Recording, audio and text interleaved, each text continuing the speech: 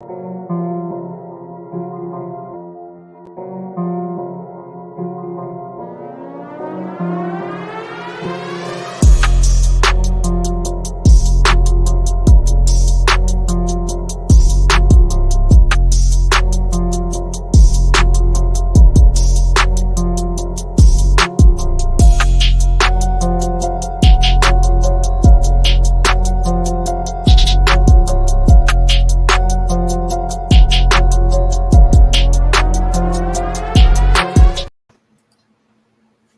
going on, everybody? Welcome back to a special edition of the House of Nerdcho. Today, hoy día, we're still the House of Nerd, but we're also the Casita, the Nerd.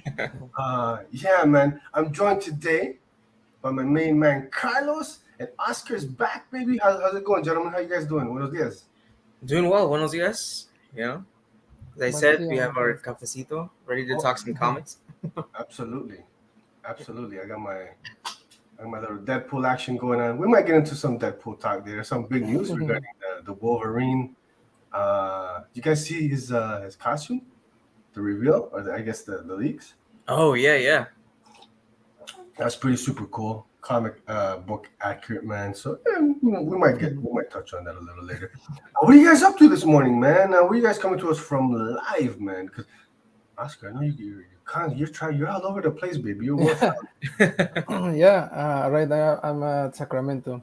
So if anybody is in Sacramento and is going to, I think it's called the Comic Burst. There's going to be a small convention here.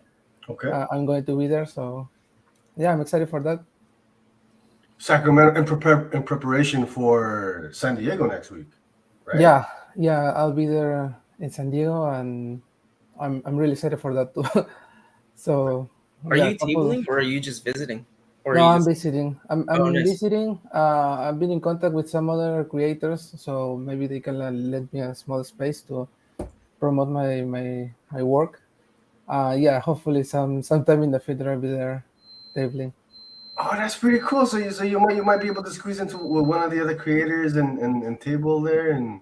Yeah, I got some stuff, like some prints that I brought with me, some stickers and fun stuff. So yeah, I've been talking to a couple of friends from the indie community. Yeah. How about any llamas this year or? Yeah. I brought the llamas. I want to show them so people can see them like in real life, and maybe they support the campaign when they see the llamas. Folks, if you're not familiar, Oscar's got a crowdfunding campaign right now for his title, A Never-Ending Adventure, and one of the tiers, you get some these neat little llamas, but you guys call them something else, no? Go in Peru. Yeah, no, that's a llama, but it's made from alpaca wool. So alpacas. Wool, right. Is those are like different animals, but different. So what you have there is a llama, but it's made from alpaca wool, which is softer. Okay. So it makes for a better plushie. Yeah. And yeah. So I'm excited for that, and I've been talking to a couple of creators, so hopefully they will lend me like small space so I can talk about my work. That's dope, man. I hope it works out for you, bro. Yeah, thank you. I'll be posting stuff on the social, so I'll keep you guys updated. I got the banner. It's live, baby. Check it out, folks. A Never-Ending Adventure on Zoop, man. He's got some great artists. But we'll talk on that later. Speaking of great artists, great creators, folks, in just a second, we're bringing on Mr. Julio Anta and Jacoby Salcedo of creators of Frontera. Fantastic OGN that's dropping Tuesday in bookstores, Wednesdays in comic book shop, man. We're excited to chop it up with them again. They've been in the house a couple times, man. So no strangers, man. No strangers. I wanted to give a shout out. Cookie, thank you. I appreciate it. Always reminding me to take a sip of my coffee. You know what I mean? I need it. Black coffee, Carlos, how do you take your coffee, bro? I usually take it black, but I got these new Keurig pods, and I'm not a big fan, so I've been putting a little milk in there. So, oh really? Usually just black, but if I need it, just a little bit of oat milk. Okay. Nothing milk. Okay. Yeah. if I have my coffee Cuban style, I'll put like oat milk. Oh, okay. Because I can't. I'm lactose intolerant, so Mm. that See, stuff I feel don't. like I'm feeling it now in this. As I'm getting older, Mhm. it's starting. And shout out to Figure Drag. What's going on? He's saying, "Hola, vatos, man. What's going on, baby? Good morning, bro. It's good to see you, my man. Thank you so much for coming through. And shout out to everybody who catches on the replay, all that good stuff. If you're in the chats, if you're joining us live this morning, uh, you know, let us know how your day is going. Man. I had a poll question ready, but I forgot to throw it up. I'll throw it up in just a second. Folks, let's bring on. How do I get rid of this now? Oh, flax milk is interesting. Never tried it. Never tried it. Mhm. Never tried that. I don't even think I heard flax from flaxseed, eh? Hmm. I'm gonna have to look into that, man. You guys heard of that? Flaxseed I, milk? I've heard of flaxseed, never flax milk. Yeah, never seen. Okay. We'll have to, Google's my friend today.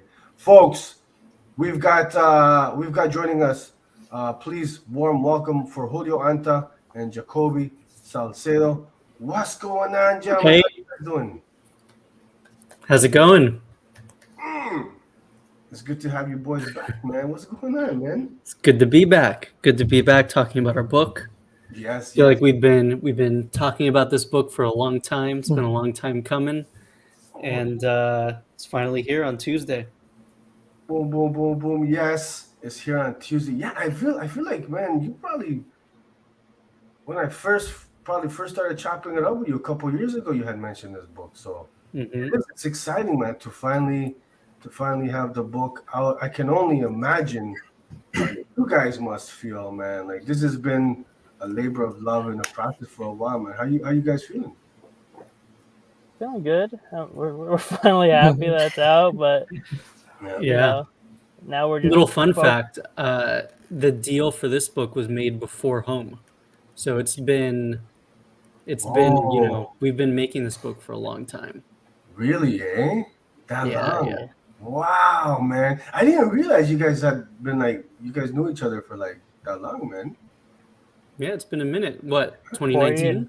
No, 4 years. Our anniversary is January 7th, I think. Is that is that the Twenty day nineteen. is that the day I emailed you? Yeah. Nice. Oh man. Yep. You, Love you got story. now you gotta tell us about the story. So you said Well, so once upon a time, I yeah. was looking for an artist, and I saw his cute little avatar on Twitter, Yeah. and I thought that's the guy.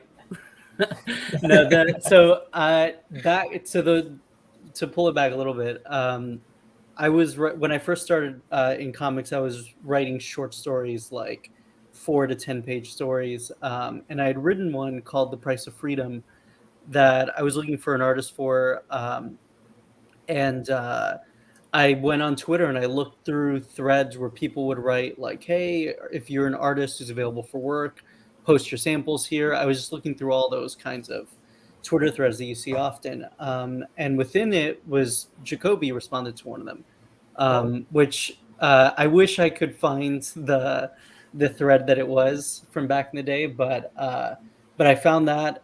I emailed him, just cold emailed him. I was like, "Hey, I'm writing a story." I gave him a little synopsis, and I'm looking to hire a writer. I mean, an artist. And then he responded. He was into it, and that was it. We did that short story, which you can still read on my website and on Jacoby's website. And then we just kept working together. And Frontera was actually the next idea that we had to work on. Um, and it kind of has a little bit of a long story of how we got to this point where it became a YA graphic novel. But originally, we pitched it as a 10-page story in an anthology that we were rejected from. uh, and then Jacoby and I kept talking about it, and it was a very early version of what became Frontera. And we are like, oh, maybe we should do it as a web comic. And we started working on it that way. And then eventually, I don't know exactly how we landed on graphic novel instead, but I don't think. um, I don't think. sorry, but like, so gonna interrupt and add Yeah. the part where I was. So we did like the 10 pages, and like it was just like kind of a pitch, but also like the web comic, Mhm. and it was we actually found, well, Julio found or was part of this thing on Twitter called Pit Mad, and then our agent, I'll shout her out, Jess. She found Julio's tweet, and I think we were able to avoid like trying to go further into this webcomic idea. Mm. Um, Yeah. So it was so this was like a pitching event on Twitter where it was to find publishers and to find an agent. And I think kind of on a whim, we were like, oh, let's just post some of the pages and see if an agent is interested. Okay. And maybe, we'll do it as a graphic novel. And then a few agents reached out. I met with them and then ultimately decided with Jess, who is still our agent today. And she found us a home for the book, which is Harper Alley, which is an imprint of Harper Collins. But yeah, so kind of I don't know. I guess that answers how Jacoby and I met and how we got here. mm-hmm. That's pretty cool. So Julio slid into Jacoby's DMs. That's right. Is this a fact? Okay. Put it on the record. Put it on the Put it on the Wikipedia. record. It's out there. It's out there. Hey, on Twitter, no less. Speaking of Twitter, you know, I had to pull up these receipts, Jacoby. Uh-oh. So Oh yeah, I gotta. there you go. so Jacoby saying, he might have to make the whole face. I said, you know what? It's gonna be hard. It's difficult because I do want you to be able to converse and all that good stuff. So I said, I'm gonna make your job a little easier for you, man. I could just be like at the dentist where they try to talk to you. So I said, Oh, let's put together this overlay. So if you're cool, I said, let me keep beautiful. it up. I think Let me there keep should it be up. more Jacobys in this world. I love it, baby. So that's the book we're talking about right there, folks. Frontera, again, out this Tuesday in bookstores, comic shops on Wednesday. Can you guys, for those folks who might not be familiar with Frontera, what is this book about, man? Because it's great stuff, and we want folks to check this one out. And yeah. I'll let you guys do your thing. Thanks, man. Yeah, so Frontera is a YA graphic novel, though we wrote it and created it with readers above YA in mind as well. But it's the story of a boy named Mateo on his journey back home to the US from Mexico as he crosses the Sonoran Desert. And it's a journey that a lot of people make and that we hear all sorts of, stories in the news about. And, you hear the worst possible scenarios and the kind of people that are coming over. And we chose to just make the story about a teenager, like so many teenagers who have made this journey. And along the way, he actually meets the ghost of a migrant that died 50 years ago, who made the same journey under different conditions that we then are able to learn through this ghost. His name is Guillermo. The many ways that the border has both changed and remained the same over the last 50 years. So it's kind of like a supernatural border adventure with a lot of magical realism. And truly, I think like at the heart of it is all real things that have happened that we know about with just the slight twist of a ghost. So kind of like with a lot of my work and the work that I do with Jacoby, even though it's fiction, everything that's in it is pulled from real life, from either stories that we've heard people tell, experiences that have been documented. So everything from the water aid stations that are throughout the book that are set up to help migrants and are often sabotaged by the border patrol, to El Jefe, which is a jaguar that roams the Sonoran Desert, to the indigenous people that populate the desert in their reservation. All of it is based in fact, and within this world of the Sonoran Desert, we tell our story of Frontera. Well said. Well said. Here we have it, folks. That's the OG ender. Let me. I gotta move you guys out of the. Let me put you up there. I'm not trying to hide nobody. Where's Jacoby? Where's Jacoby? It's okay. It was just me covering my face. So let me Yo, get here's the real book. We just got our copies in. yeah.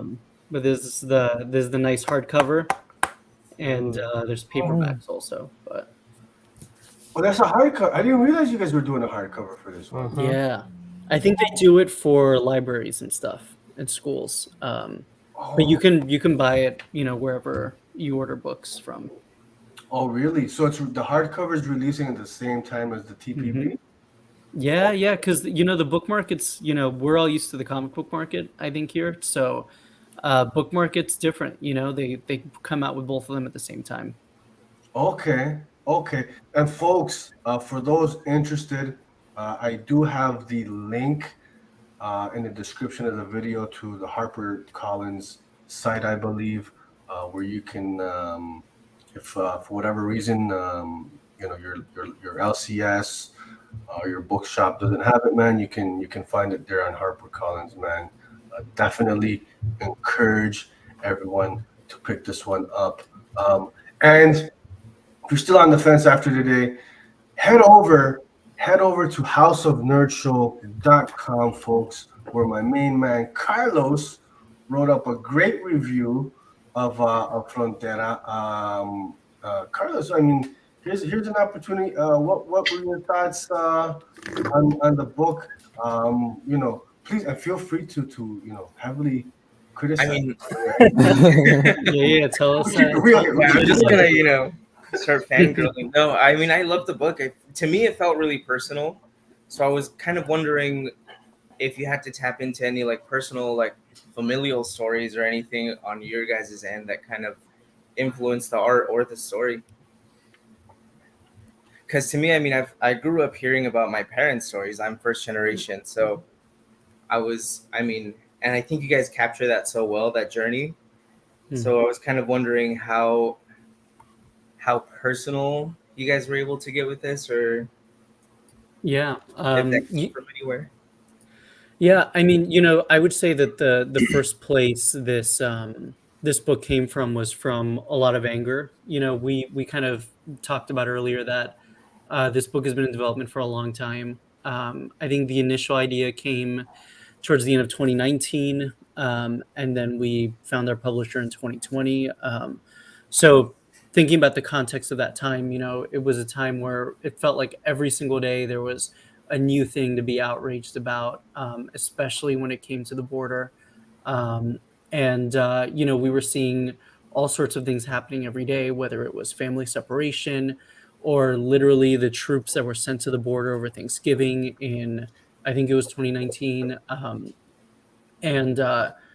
think I can speak for myself, but it was a lot of anger, a lot of betrayal. My family comes from Cuba and Colombia. The Colombian side of my family was undocumented for a very long time.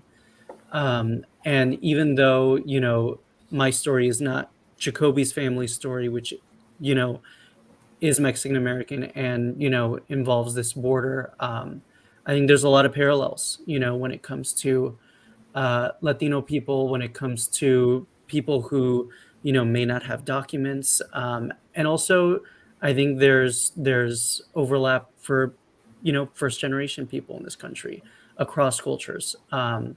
So for me, I really tapped into a lot of that. But, it was also, like I said, based on a lot of research and a lot of conversations with people as well. But Jacoby, if you have anything that you want to add. No, I think I don't lie. This book honestly helped me get into my dad's side of just history and because beforehand it was just I very much was just in my own world, And I think around that time, even just working with Julio was kind of he radicalized me basically. But like no, it was interesting hearing like my dad's like history of how he got into it. It isn't anywhere like near Mateo's story, but like just kind of that danger aspect of it, and like kind of coming to the realization of like that yes, that my family has been like I have sisters that were undocumented, and uh, just like nothing bad has ever happened, but it's just that fear that like or realization that like things could get bad, and I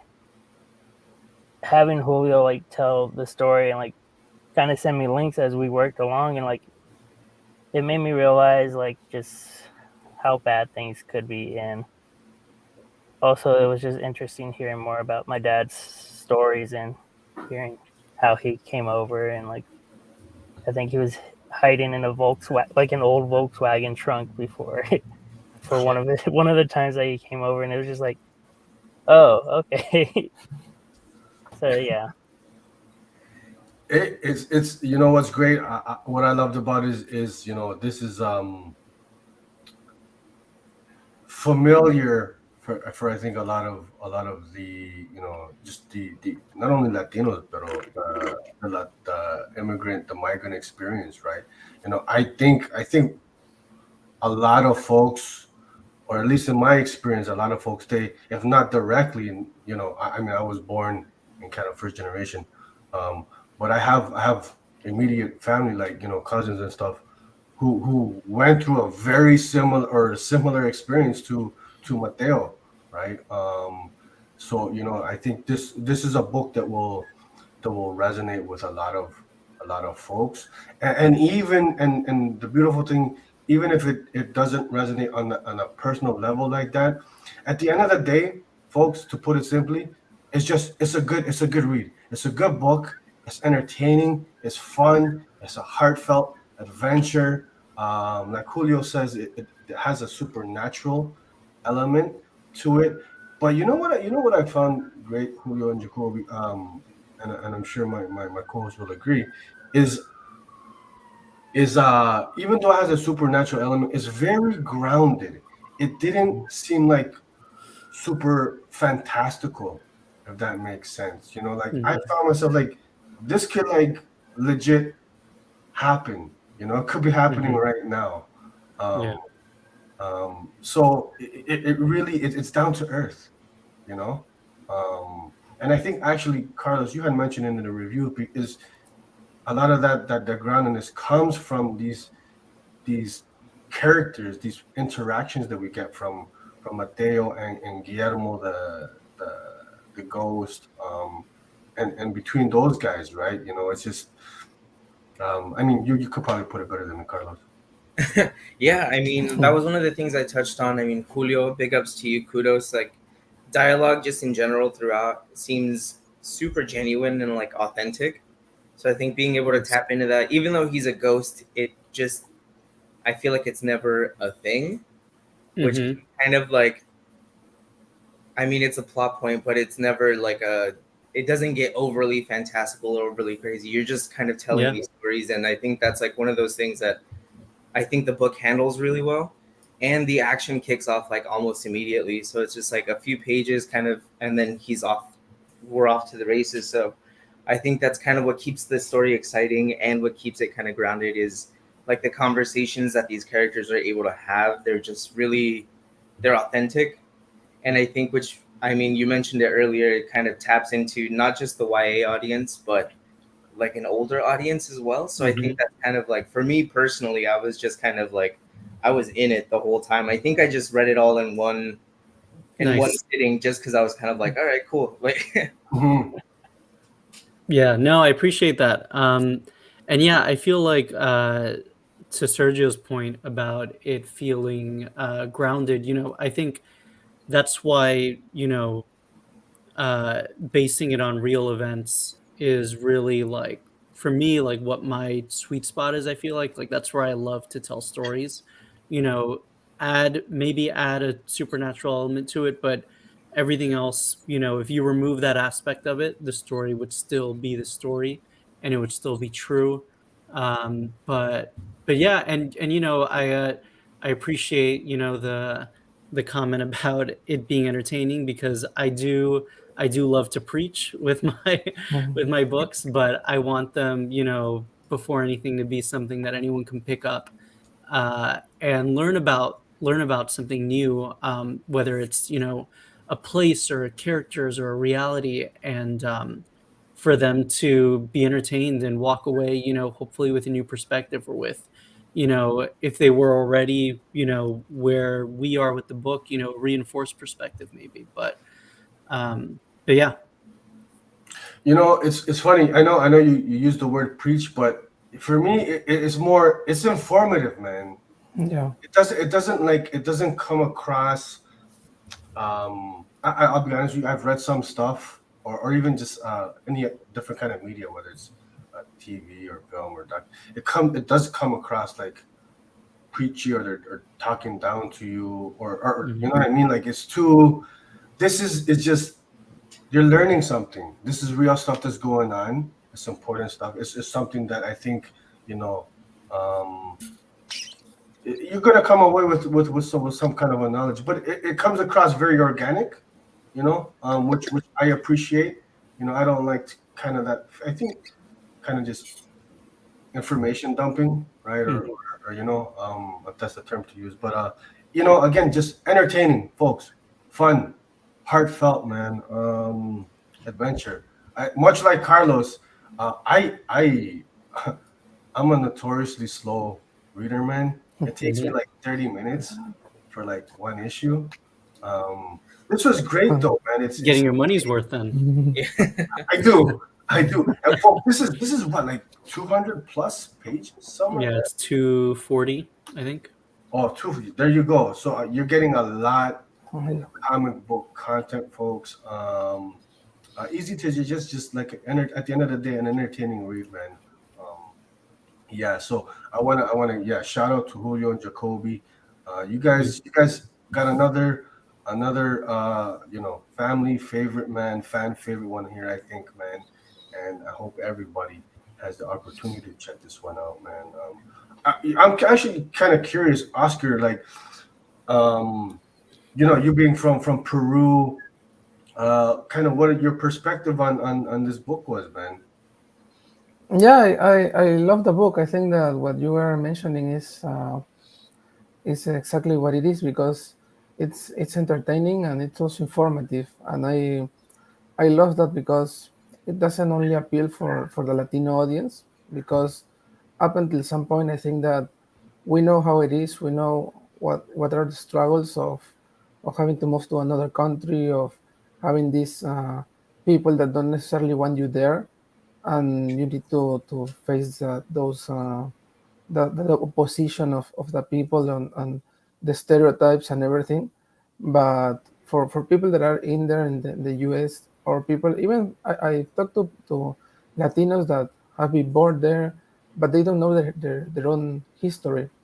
And this book touches on some important stuff, so anyone that reads it can learn about this struggle, and know that there are people suffering, and there are people dying, and there are people that have to go through this journey.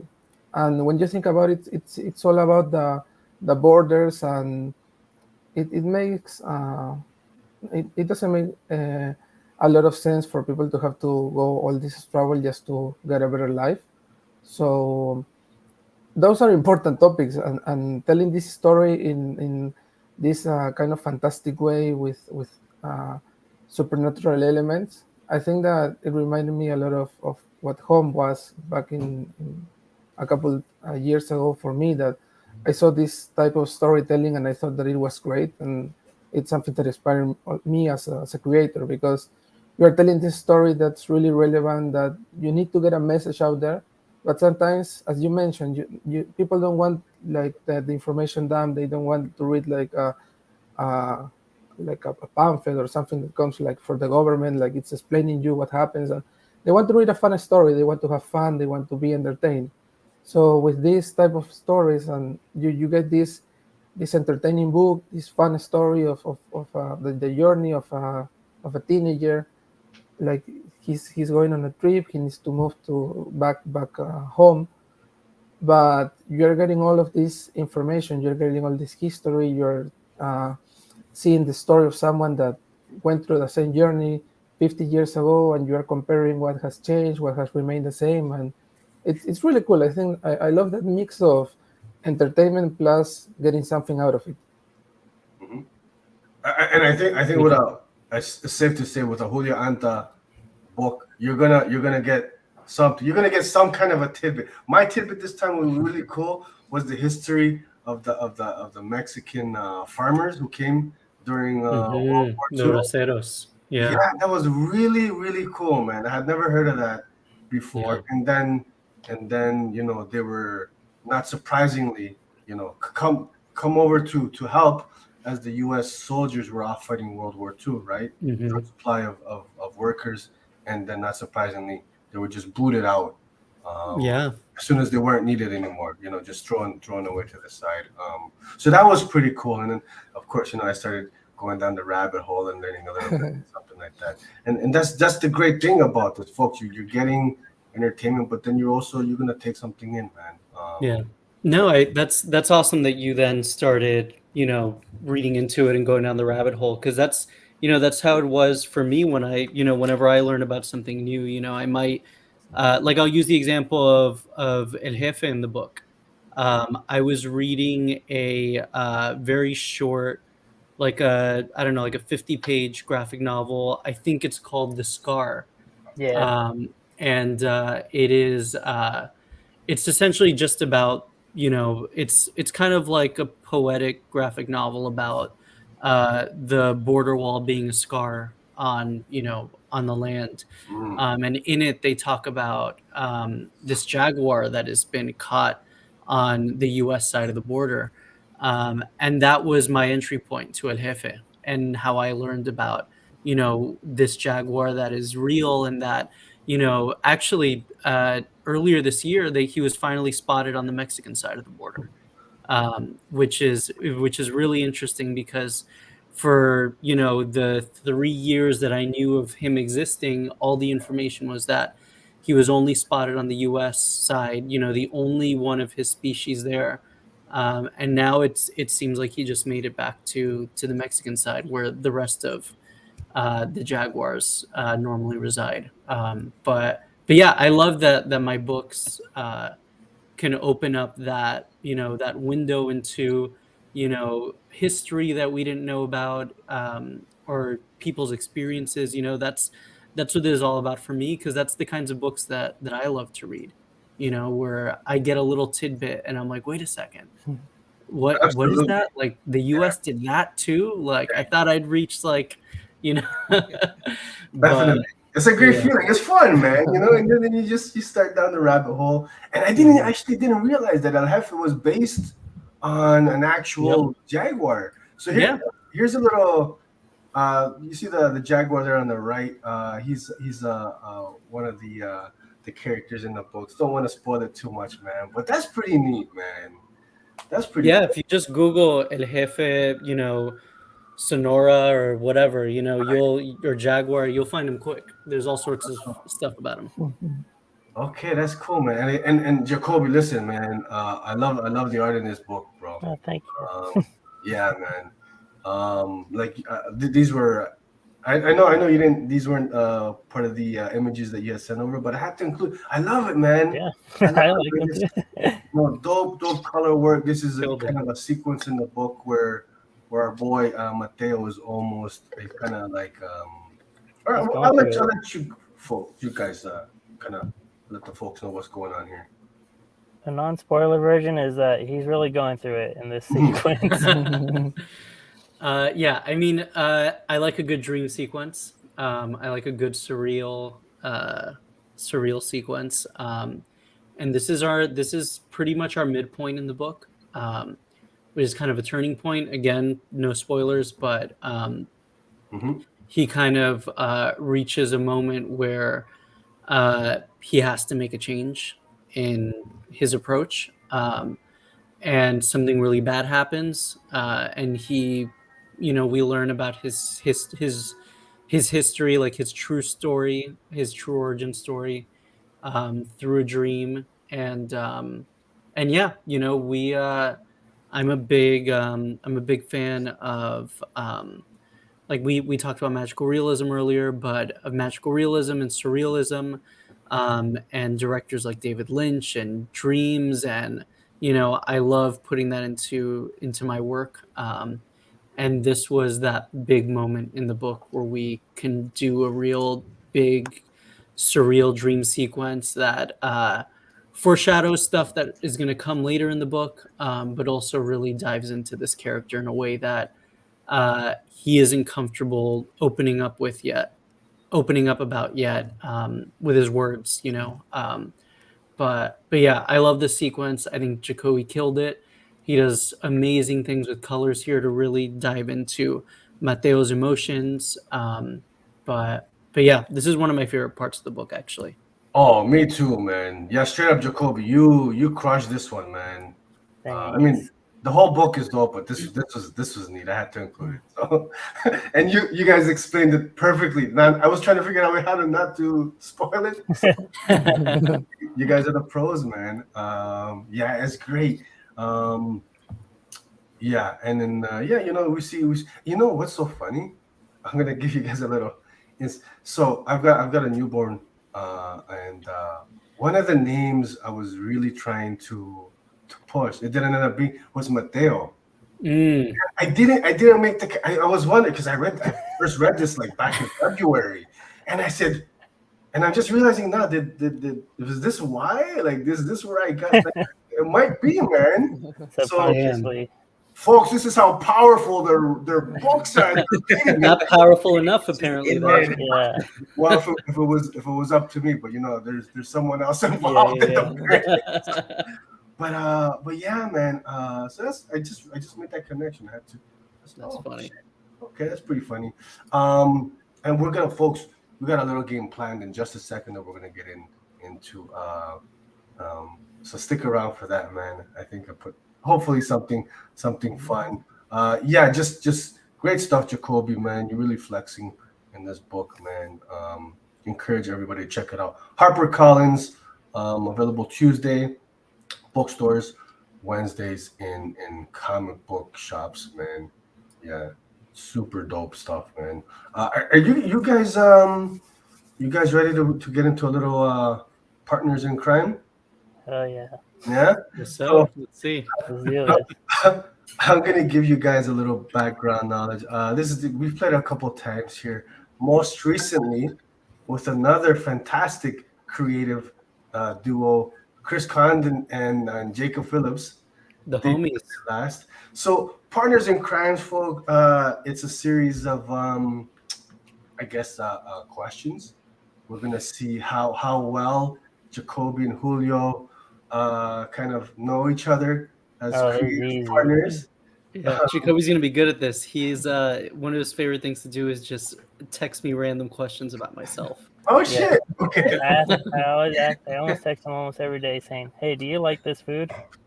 Okay. I knew you didn't. So we're gonna see, and I think if I'm not mistaken, so 6 questions, folks. Each round basically potential for 2 points, right? And I think if I'm not mistaken, Chris and Jake, they got 6 out of 12, so they're batting 500. So the score to beat, for those who are keeping track, is 6 out of 12. So I'm very curious to see how you guys stack up, man. All right, now we got to do well. That's it, man. 100%. I've been studying for this. let me see if I can get this up here. Finally, this knowledge is being put to use. Oh man, where's it at? Boom. Where do I got that? So here we go.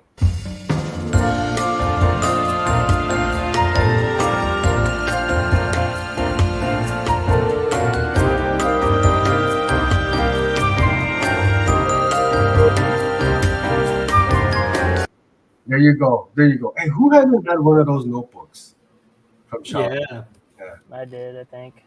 I think everybody's had one of those for sure. notebooks one time.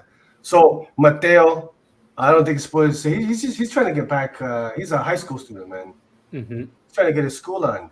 So I feel, kind of tie it in some way. Yeah. Boom, boom. Where did I? Here we go. No, I lost it. Did I lose it? Did I lose that? You guys can't see that? No. Let me go back here.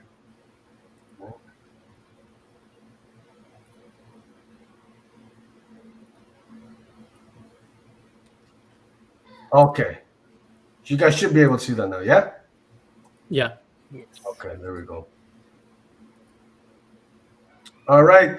So the first, again, folks, six questions, and I'll take Julio and Jacoby take turns answering this question. And folks who are watching on the replay or are watching at home live, please feel free to play, participate. Wanna know what you guys are thinking. Oh, before that, look at that. We've got big congrats, Julio and Hey. Jacoby. Hey, Monica, the Canadian homie. Yep. Toronto, I Shout think out too. Canada. Or Oh, no, she's I from don't know. Toronto, T-Dot. She's definitely in Canada.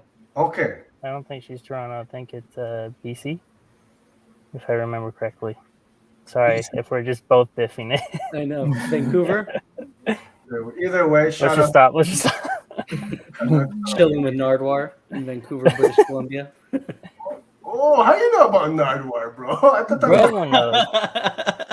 I've been on Nardwar, man. Mhm. His interviews are the No. best.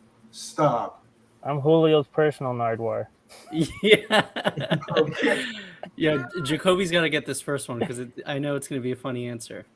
Monica sing Vancouver. Oh, All okay. right. Monica time's and the time. Nardwar. Shout out. Thank you for coming through, Monica. Much appreciated. Always good to see a fellow Canadian hanging out with us. So here's the first one, folks. Here's the first one, and then Oscar, Mateo. I'm actually curious to get your thoughts too, because you gentlemen have read the book. So Mateo has got a long, hard journey ahead of him. He needs to start the day off with the right breakfast cereal. Here are your options. Which Tony the Tiger cereal is he choosing? We've got Frosted Flakes with marshmallows, chocolate Frosted Flakes, and Honey Nut Frosted Flakes. You know what? Let's start at the top there. Jacoby, what are you thinking Mateo is going to choose? As Oh, his- Mateo? Oh, shit. Yeah. And Julio's gonna give his thought. as Yes, the you answer? gotta think. What is Julio picking for Mateo? Oh God. Now this changes everything. This is all going to be canon, by the way. Yeah. This is not gonna be canon exactly. This is his canon event. Yes. Eating the cereal in the beginning of the book. All right. I think I know what I'm gonna go with.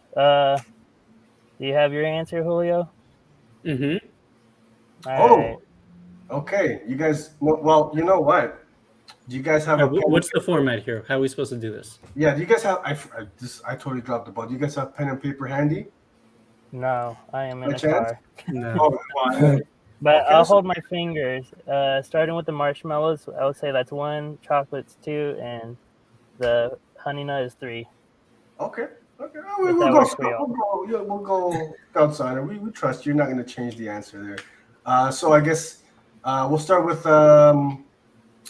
Jacoby. What are you thinking Julio's going to choose? I think he's gonna go with 2. Okay. Okay. It's 2 because he starts off the book as a little brat, and you know, I kind of equate kneading your chocolate cereal with that. Like no one needs to eat chocolate in the morning. So I Julio, didn't you're know honey saying nut frosted flakes were a thing. I didn't know any of these were a thing. They don't get stuff here in Canada, man. We just get the regular ones. So Yeah. so Julio, you're saying number 2. Number 2, Okay, chocolate. there you go. Okay, all right. Now Julio, what are you thinking? Jacoby's gonna pick. Which is he going with? Which was he going to eat himself? Which one he thinks Mateo is choosing? Which one do I think Jacoby is? Yeah. Oh, wait, I already said mine. Jacoby's. Yeah, he already said his. No, so okay, maybe I'm confusing it. So Jacoby's picking what he thinks you're gonna choose, and then you're gonna do the picking what Jacoby's choosing. Does that make sense? Am I explaining it right? I'll just say this: Jacoby's definitely gonna also eat the chocolate one. Yep, 'cause I am So out of a possible 2 points, you both got that correctly. All right, so you're starting off on the right track. Hold on, what's Figure Drawing saying here? If he was white, he'd have all the cereals in the kitchen.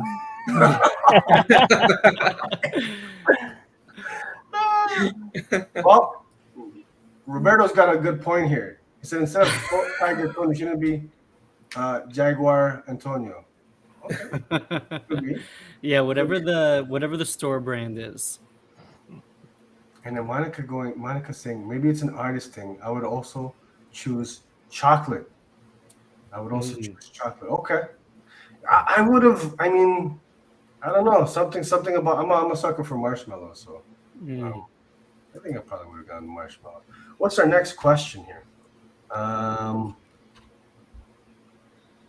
So which ice artist is Mateo most likely to have in his Spotify playlist?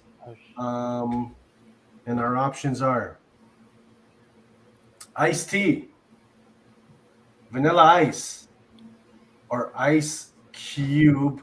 And let's start it off this time with Julio. What do you think Jacoby's answer will be? What I think Jacoby's answer is going to be, man, if Jacoby and I are on the same wavelength, I would hope that he would say Ice-T for the one song that most people know him, because it really follows, without spoiling anything, something that happens to Mateo in the book. I think I know which one you're talking about. So you're saying Ice-T, Jacoby. What's your answer, my man? No, I was gonna say Ice Cube. See, I feel like Ice Cube is the more like, it's a safer answer, but Sergio, what lyric am I thinking of? Colors? The song Colors from Ice-T? But what are the lyrics? Oh, I don't know the lyrics off the top of my head. 6 a.m, police at my door. Okay, shit. There you go. I did that, bro. Hey, see, this is where we're getting into the mind of these characters in the books. We're getting a deep dive, baby. Okay. So you missed that one. Now, Jacoby, what are you thinking Julio's gonna answer? What's he picking? Hey, okay, this is the part that I'm a little confused because he already said iced tea. So Julio was answering what he thought you were gonna pick. Oh, okay. Well, then I would have said Ice Cube. And so I'm glad that we both didn't say Vanilla Ice. Okay. Yeah. God, if Mateo was listening to Vanilla Ice, I mean. And Cookie's saying Cube. Cube seems to be the popular one. Yeah, for sure. Film noir. I was feeling Cube too, Lorraine, but I feel what Julio was saying. I think Ice-T's he's the OG, man. Mm-hmm. OG. See, most people just know him from SVU nowadays, but I mean, that's right. He's an actor, I guess, on what is it? That show? I mean, Law and Order. Yeah, Law and Order. I feel like that's where, if you ask anyone, that's where most people would that's so sad. know him from. Oh my. Yeah, they don't know about his metal band. None of that. I didn't even know he had a metal band. Wow. Okay, my man really taking it back. Monica saying I was indecisive between T and Cube. It's a tough one. It's a tough one. Okay. Okay. So no points that round.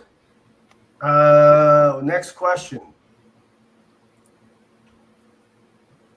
Our boy Mateo is trying to get back home to Phoenix. If he makes it, which local sports team is he going to go watch first? Which is Abuelita. And I you know what? Where's that? Okay, so here it is. Options are the Phoenix Coyotes, the Phoenix Suns, Arizona Diamondbacks, or the Arizona Cardinals. And we'll start it off with Julio again. What are you thinking Jacoby's gonna pick? All right, so I'm gonna say it, and then Jacoby will just confirm yes or no, right? Yeah. Okay. Man, I guess what Jacoby's gonna say, I'll go with the Coyotes. Coyotes? Oh. Okay. See, this was a total shot at the dark for me. Gotta make it tricky. Now, what are you thinking, Jacoby, that Julio would pick? I think he's gonna do Cardinals. I was gonna say Suns, Okay. but what I was gonna say outside of this list, because I feel like they just give you this, on the other side of the border, was Cowboys jersey. So actually, Welcome, kid. forget Phoenix. We're going with a Texas team here. Yeah. Okay. Are the Cowboys popular on the South Side? I feel like the Cowboys are just popular in that whole part of the country. Okay. And Monica went with Diamondbacks. Okay. I would have gone Phoenix. You can't. Who doesn't like a good ball game? You know what I mean? Or the Suns. Okay, so we got 0 points on that round. Damn. Yeah. And I gotta here's I gotta ask this. Jacoby, what are you so upset about with Julio there? I feel like Julio's he's folks, I don't know if you can see that. He's working hard. He's doing it. Oh, I mean that's our process. Man. He's writing Like something. another I'm just like, crowd bro, shot? don't make me draw 10 people. Come on. He said another dream sequence. Yeah. More splash pages, please. No, my panel description is just make it weird. Yeah. Or, he's Mateo's in a crowd of 100. Yeah. Detailed page, please. Yeah, I said you gotta ease up on Julio there, Jacoby. I feel the anger, man. He's just okay. That's okay. I need my Oscar. That's acting, baby. I guess this is the winning formula. That's what all his photo reference that he takes of himself looks like. But shirtless and in my underwear. Yeah. I love it. The top four. You guys went from man, I can never be mad at you to the bottom.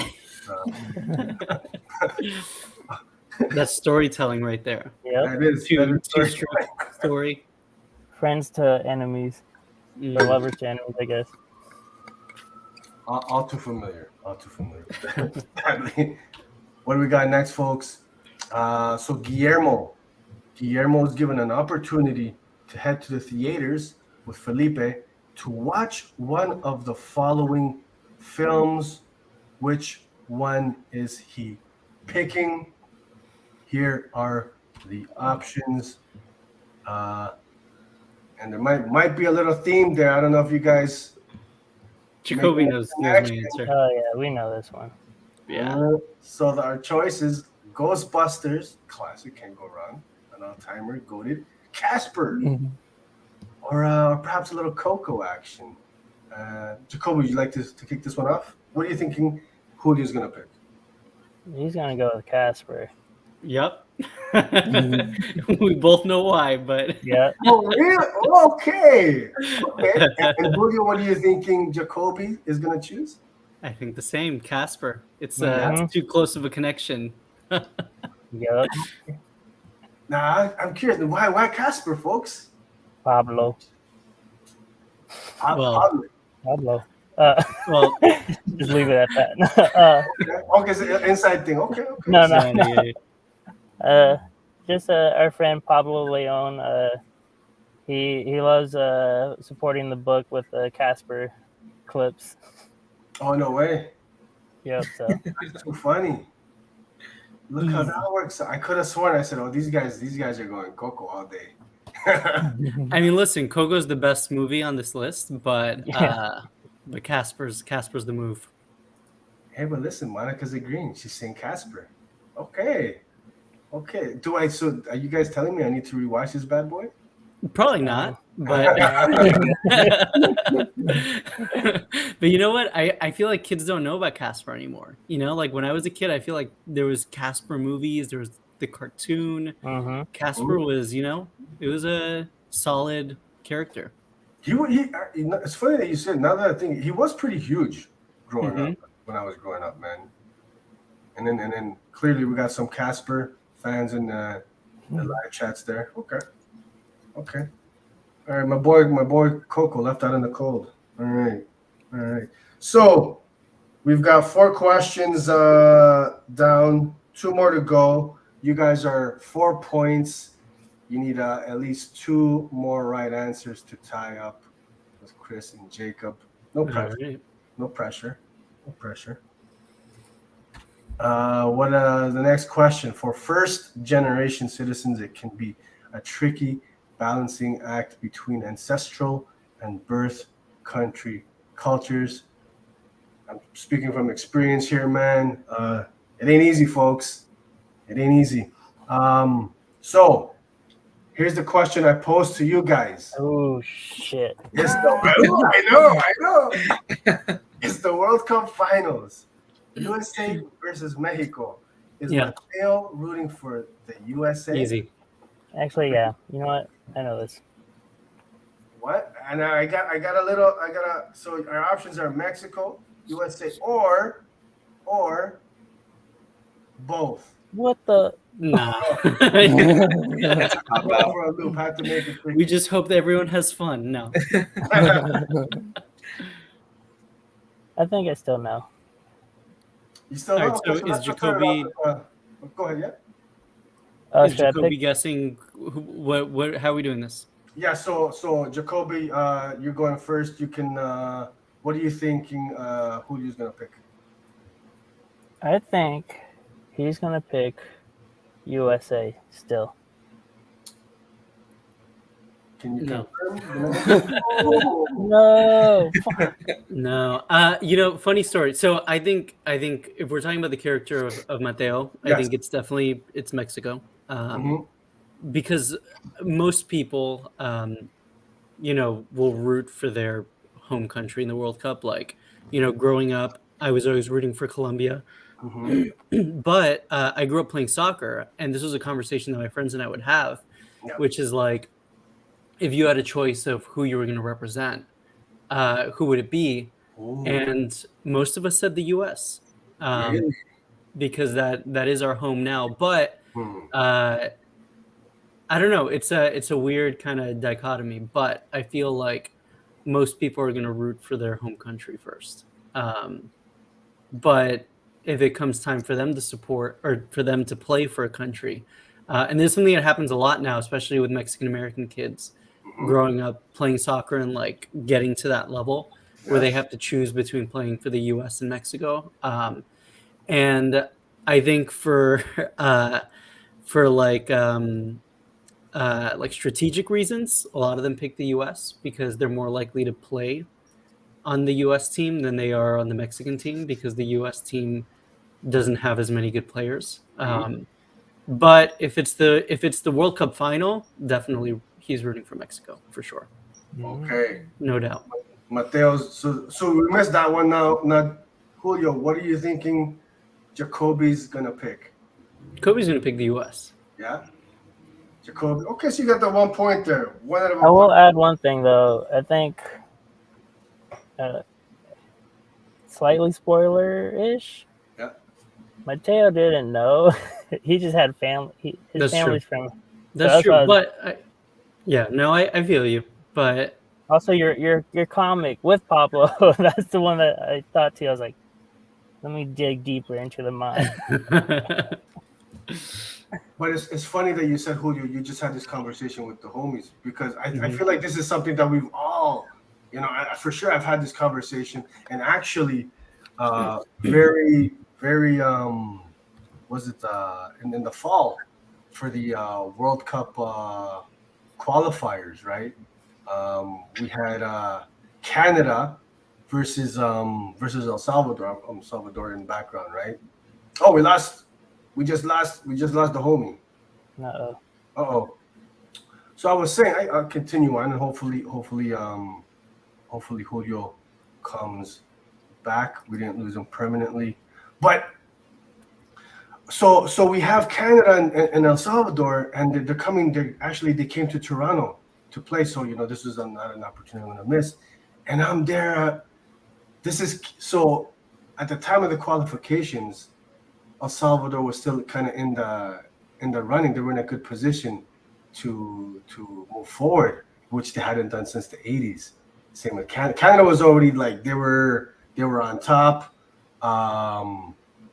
but if they had won, they clinching first spot in their berth in the World Cup. So I'm like, who really do I want to win?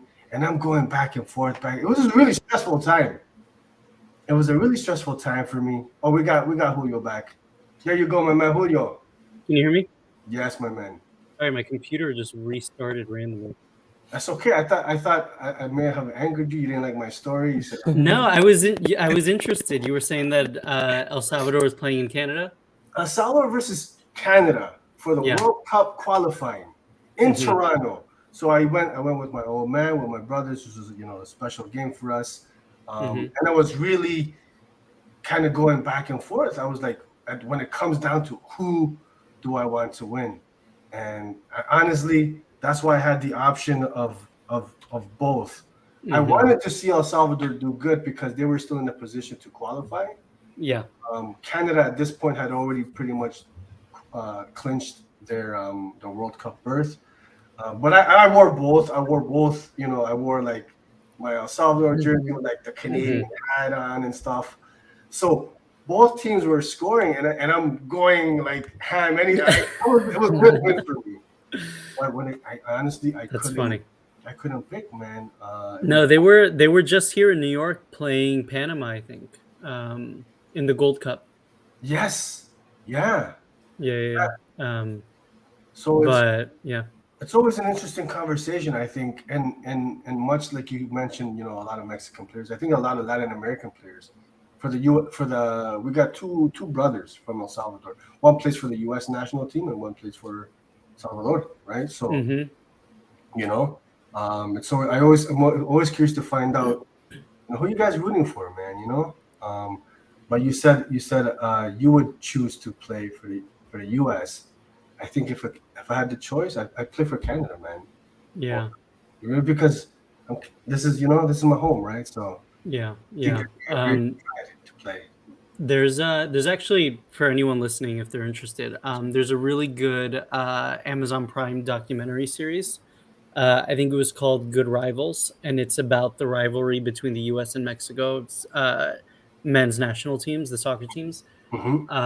It does a surprisingly really good job at talking about like the history, like the political history between the two countries, and then also diving into like how that manifests itself on the field, especially during the Trump years, was a really interesting dynamic between the two teams, where it kind of brought the two teams together because they're a huge rivalry, and with all the stuff that was going on with Trump, they kind of tried to like come together and show unity between the two national teams.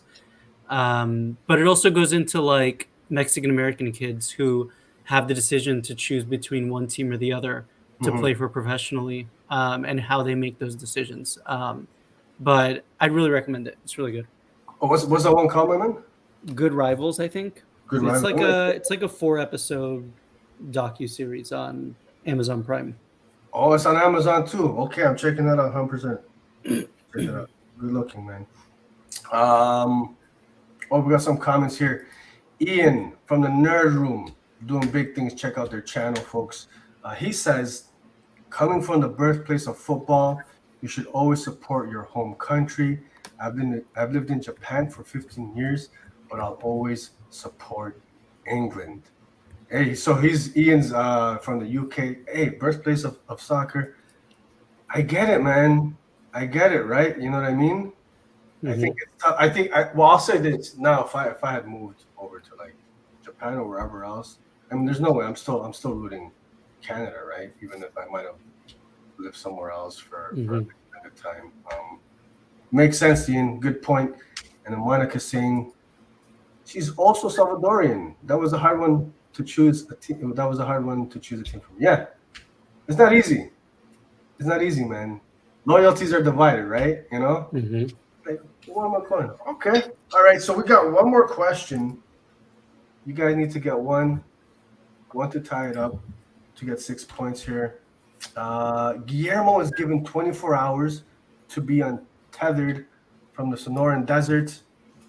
Which of the following places will he spend it at? And you can see our boy Guillermo there. That's his reaction. That's going to be his reaction if you don't make the correct choice. So this is heavy, folks. This is serious. We're not playing around here. So the option. I got 1 sec. My computer's about to die, but I'm about to join with my phone. So. All right, cool. We'll give Jacoby a second here. There we go. Let me add this. Oh, nope. What we do there? There we go. All right, Jacoby. All right, and let's put Julio back up there. So the options for our boy Guillermo: 24 hours only, untethered. Will he spend it in Vegas, or perhaps the happiest place on earth, Disney World? Or is he spending it at the beach with the Saved by the Bell crew? Julio, we'll start off with you. What do you think Jacoby is going to choose? I think Jacoby's going with Vegas. Vegas. Okay. Big Willie style. Jacoby, what is your answer? I think you're muted. Oh, he's muted. Yeah.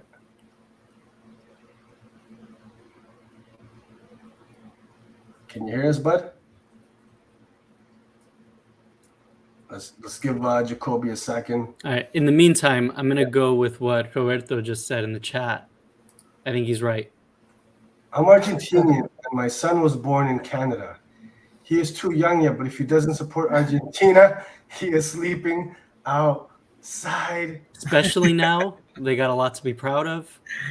Hey, congrats! Oh, you must have had a great time. December, man. Congratulations, Messi finally got. We were all pulling for Argentina. Yeah. This World Cup. Man, you know what? I'm not. To be honest, don't get mad at me, Roberto. Don't download the live stream. I'm not the biggest Argentina fan, but I did want to see Messi win it. You know, I did. He wanted just to add that he's got everything else, right? He's already, I think, in my mind, the greatest of all time. But having that chip, you know, kind of just is good, man. You know, it's been all these years, right? So that was nice to see, man. But yeah, okay. Did we lose? Is he here? Is he gone? I don't see him. That's Jacoby. We'll give him a minute, folks. We'll give him a minute. I'm gonna ask Carlos and Oscar, out of curiosity, where do you think Guillermo's gonna spend his 24 hours? I mean, I'd send him to Vegas. Vegas, okay. You know, it's a lot of stimulus. See what he's been missing out on, all in one little like strip. You know. Jacoby just messaged me. He says he's not going to be able to come back. It's not working. Oh man, okay. Sorry to lose you, Jacoby, man. Hopefully we can bring you back on. But yeah, so Carlos, you're thinking Vegas? Yeah. Sure. What are you thinking? Yeah, I was thinking Vegas or Disney World. I don't know about the beach because it's like he's been in the desert for so long, so more sand.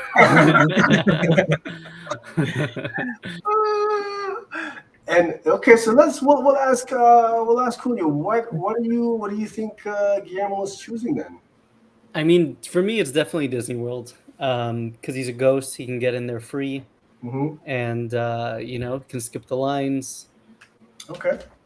Yeah, Okay. We got everybody answering different questions. Oh, look at that. He's coming back. Hey, Jacoby. Here, one sec. Uh, All right, I'm back. All right. you got him back, baby. Sorry, You got him back. that was horrible. Oh, it's all good, bro. It's all good. Stay safe on the road, my man. Yeah. Did Julio ever give my answer? Julio, we'll do it again. Julio, what are you thinking Jacoby's gonna pick? Let's go with Disney. Isn't it? Yeah. Okay. Guillermo seems like a Disney adult. Disney World. He does the I forget what it's called, but when you dress up like a character, but not cosplaying, you like wear clothes that is similar, like real clothes. Like good. cosplay. Yeah, because it Disney adults can't dress up, like it's not allowed for adults to cosplay. Oh, really? But so the way that they go around it is they wear outfits that are like the same colors and like close enough, I forget, there's a name for it, I but think it's casual cosplay. yeah, is that Is it? it casual? I think that's what it is. Disney bounding. Monica said it. Oh, Yeah. Oh, I guess it's like a safety thing, eh? They won't allow because then anybody can just come in dressed up, and then you don't know. Yeah, they don't want like Moving around. unofficial lines for photos and weirdos like taking. Yeah. Yeah. Okay. So we got. So you've officially tied it up. You got 6 points for the tiebreaker. Jacoby, what are you thinking Julio's gonna pick? Oh, easy Disney World. Julio, your answer, sir. I said earlier, Disney, yeah. There you go. When Jacoby was out, we talked about it. Yeah, and I wasn't able to hear you guys. Trust me. There you go. I you know what? I'm gonna go with Ian on this one. Kelly Kapowski on the beach in a bikini can't get better than that. Listen, I grew up Saved by the Bell. My first TV crush, man. So little saddened that nobody else went Saved by the Bell. We got some 80s babies here, man. And then Monica's saying she's outing myself as a Disney. Hey, that's okay. That's cool. That's cool. And you know what? I did have one tiebreaker in case you guys needed the point real quick. All right. This one is for Julio. Okay. Bonus question. After a long day of Comic-Coning, which type of water is Jacoby drinking to quench his thirst? Now this is making or breaking this creative relationship. Julio, I hope you get the right answer. And I've got the receipts to prove. Forget what it, Jacoby. I've got the receipts. Are we going with a little flow water? Oh, you know this one. I swear, if you don't get this wrong, Perhaps a little Voss artisanal water? Mm-hmm. Or are we going San Pellegrino, a little sparkling? Julio, what is your answer? It's Pellegrino. Pellegrino, baby, let's get it. There you have it. There you have it, folks. Truly a creative dream team. Truly. I love how I'm just in the background. And follow up, my man, what has got you steaming? You are just. Well, I found out Jacoby was the only person over the age of 20 still using Snapchat. So.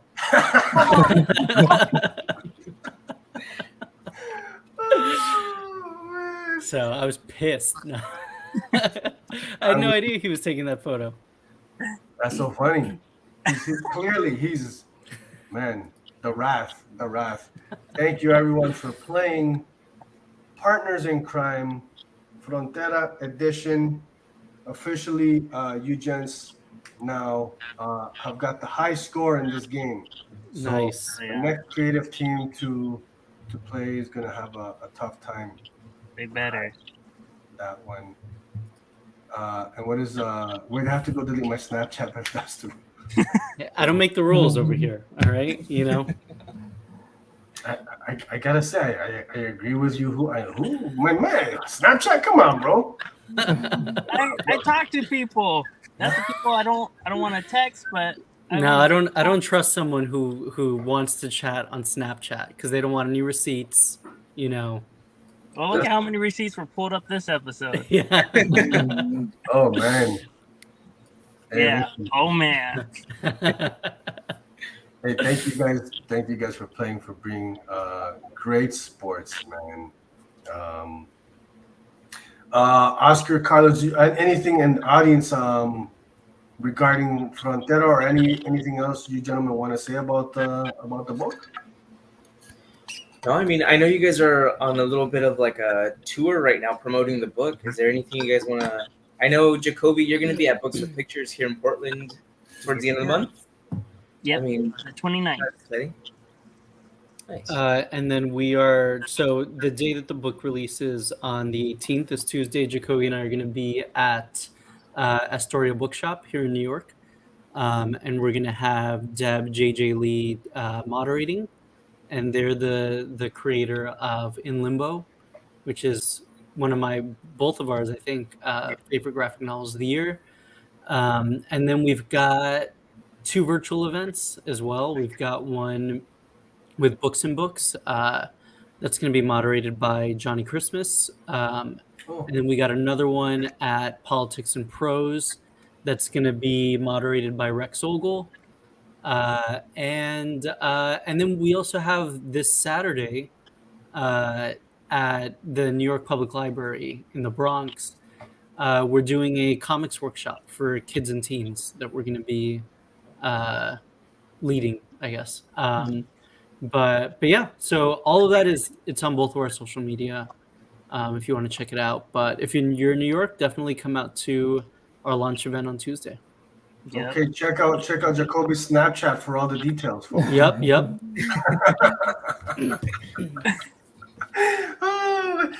Johnny Christmas, he's the writer of Crema, no? Yeah, writer of Grema and writer and artist of Swim Team, which is like one of my favorite middle grade books in a really long time. Oh man, it's really, really good. I checked it out. And you said In Limbo. I gotta check that one. I'm not familiar. Yeah, it's the second book, and it's really good. It is. It's kind of like a memoir. It's a graphic memoir of Deb's life as a high schooler, and it's just really fantastic. Great art too. Cool. Check that one out. So Frontera, again, folks, there you see the information. Be sure to check it out. Before you gentlemen get out of here, I did want to touch on some of your other works. DC's Legion, Bloom. You guys had a great Blue Beetle story in it, man. Yeah, Blue Boy. PC, baby. What can you guys tell us about this here? About what? About this Blue Beetle story? Oh, yeah, this was a really fun one. This was, we were approached by one of the editors of DC about doing a Blue Beetle short story, and my first thought was like, what is a place in the DC universe that, or what is a place that has not been seen in the DC universe? And my first thought was Little Havana in Miami, where I'm from. You rarely see Miami in comics in general. I want to unofficially say that we are the first people to feature Little Havana in a comic. I don't know if that's true, but I'm guessing that it is. And we were also kind of tasked with putting animal vegetable mineral man as our villain. We were kind of like, we were like soft or like hard suggested Like, it would be really good if you made him the villain. And yeah, so the story is about Animal, Vegetable, Mineral Man hearing about all the Florida Man cases in Florida Stop. and thinking, maybe That's that's the place for me. And yeah, he goes to Florida to become the next Florida Man. And Jaime and his friends happen to be on spring break in Miami, so hijinks ensue. There you go, folks. Hijinks Sensu. Yeah, definitely recommend folks check that one out. And then, of course, we got the classic Home. This one, folks, beautiful, powerful stuff. I Thank you. legit had me in tears in this one. And then you can see Jacoby's super cool variant there on the right, featuring a couple of badass homies, you know. Um, I have to ask you, man, not to put you on the spot. Are we gonna get some more home? Mm, It's a good question. We're definitely working on more home in different mediums as well. But right now, we'll see what happens. It's kind of out of my hands at the moment. But fingers crossed, it works out and we get more home. okay, I'm gonna have to get the details off air, man. I'm gonna hit you up. I gotta know what's going on, man. That's crazy. Yeah, folks, this is another one of those kind of sincerely one of the must reads, man. You guys are gonna enjoy that one.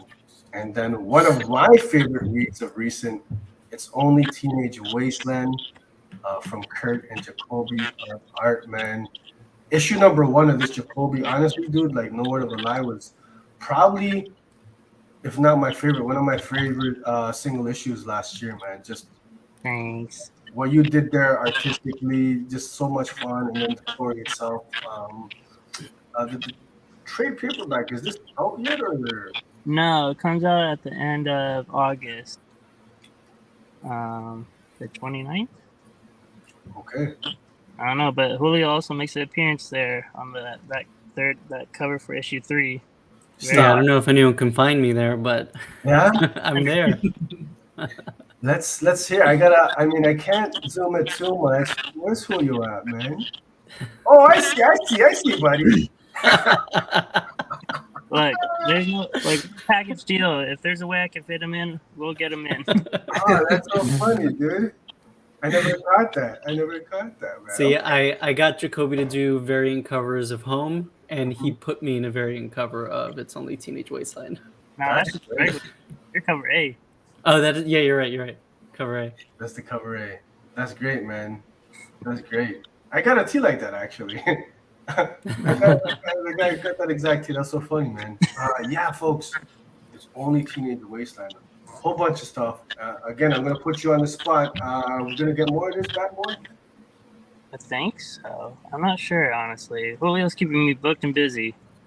Okay. Yeah, Jacoby and I, we can only talk about one of them, but we've got our next 3 books lined up already. Yeah. 3 graphic novels. Holy jumping! That's no joke, man. Yeah. Which is the one that you can talk to us about? It was announced already. It's called Paco and Tiny. It's a middle grade book from First Second that we're doing. It doesn't come out until 2026, but I wrote it already. Jacoby started drawing it, but we can't go into specifics. But the other 2 books are YA books. We have a YA book coming out next year in the fall. That I think will be announced later this month, maybe in the next couple weeks, but it'll come out fall 2024. It is our first time doing a full-length graphic novel that is based on existing IP, I guess, based on an existing character, and then the other book that we have, I don't know when it'll come out, but it is a new original YA graphic novel that we're creating. But yeah, so we got a YA next year with an existing character. We've got a middle grade called Paco and Tiny in 2026. And then probably either that year or the following year, we'll have another original YA book. Man, We're trying to fill up 2025. So Yeah, we got a missing spot, missing year. wow, man. So Julio, definitely you're keeping Jacoby busy, man. keeping me in my bag. Yeah. Okay, that's cool, man. Looking forward to the announcements, folks. I mean, some big stuff these guys are cooking up, man. Keep your eyes peeled. Again, Jacoby's Snapchat is the place to be, man. Breaking news. I have people add me on Snapchat somehow. I've already sent you that What I'm request. gonna do, but I'm gonna be upset. And then, of course, si se puede. Looking backwards. This is big. I'm looking forward to this, man. Thank you. Yeah, so Si Se Puede is my nonfiction graphic novel with Yasmin Flores Montañez as the artist, another really good friend. And her and I made this book to kind of, just talk about, just for some context, I grew up in Miami. Yasmin grew up in Puerto Rico. Obviously, Puerto Rico and Miami, like Latino centric, we're the majority in both those places. Yet we didn't really learn about any of our history in school. I didn't learn about any Latino heroes in American history. And that's what this book is about. The subtitle of it is The Latino Heroes Who Changed the United States.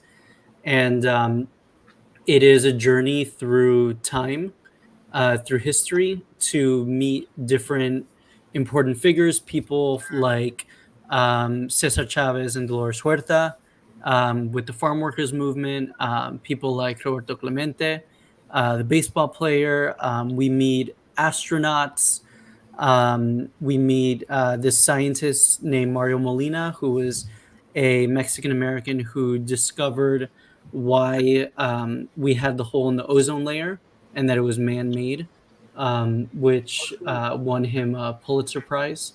Wow. We talk about music. We talk about Celia Cruz, about even contemporary people like J-Lo, and we talk about the Hispanic Union Division in the Civil War, who fought against the Confederacy. So yeah, we kind of all over the place talk about important Latinos throughout U.S. history, while also talking about the systems and structures and I guess building of American empire that led to so many of us immigrating here in the first place, and how we've been able to succeed despite all of that.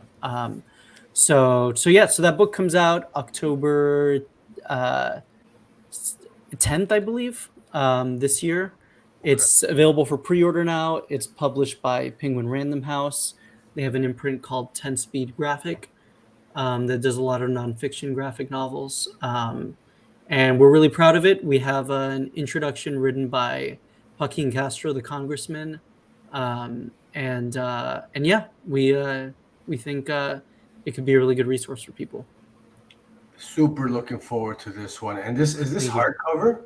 Soft cover. Oh, it's a soft cover. Okay. Okay. So you said October is dropping, man. Oh Yeah. man. Yeah, I think that's gonna be another important, fun, informative you. book that everybody should be checking out, man. Looking forward to. Hopefully, are you guys gonna make your way to TCAF next year? You coming back? I don't think so, to be honest. Yeah? It wasn't really a great show for me. But who knows?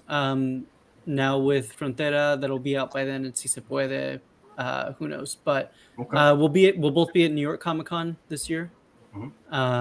And yeah, and if you're in New York, come out to Astoria Bookshop on Tuesday. There you go. Check them out, folks. I gotta make my way down to NYC one of these days when you guys are there, man. Yeah. Be cool. Jacoby, or that, or you gotta make your way up to Toronto, Holmes. Come on, man. Oh, You know what I mean? We shut the city down, baby. Yeah, you guys got great food over there though.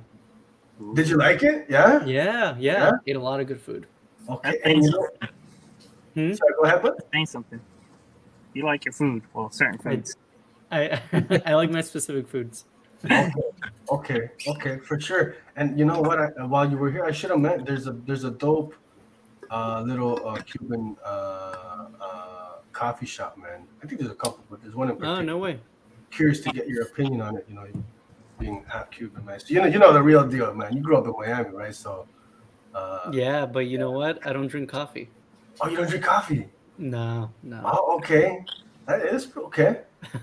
How typical. Damn, look at the disappointment you gave. I know. I'm a little sad, man.